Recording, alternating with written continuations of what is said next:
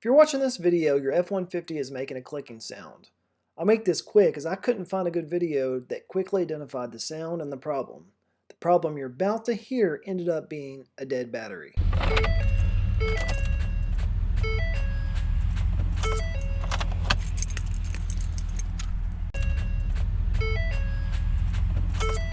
Alright, so right now my truck is over at the grocery store.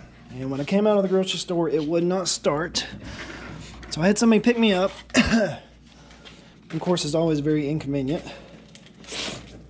I had somebody pick me up, and they're going to come back and get me later, but I had to get some tools. And the tools I got, this socket set, and I'm going to take some sandpaper, take a sheet here. So I think the battery terminal has a lot of corrosion on it, so I'm going to try to clean that off and then start it. Maybe that's the issue. I doubt it. I think the battery's dead. So I'm going to bring you guys with me just to show you how I take the battery out. That's my first time, so we're going to learn together.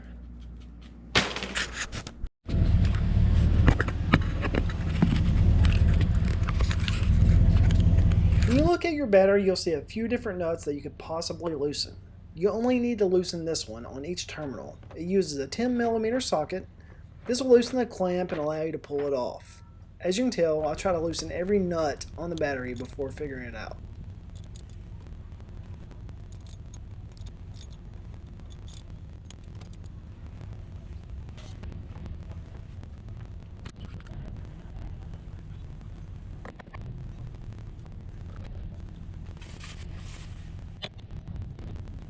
There was so much corrosion on the battery that I ended up having to leave the terminal on the posts.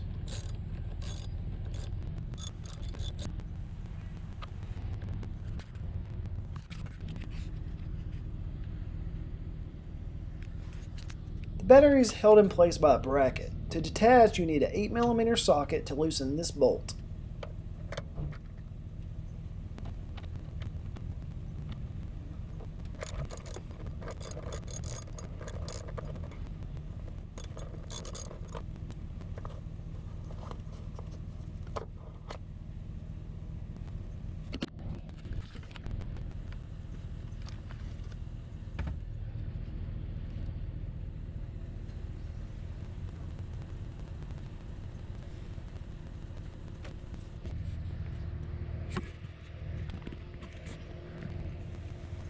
If you find yourself needing to clean battery corrosion off a terminal, the best way to do it is with baking soda and water. I find this very satisfying as the corrosion just melts away after you pour water on the baking soda. I didn't get any video, but I did try to hook the battery back up and start the vehicle, and it did not work, so it was definitely a dead battery. I took that battery to an AutoZone and had them test it. It was bad, so I purchased a new one and began the install.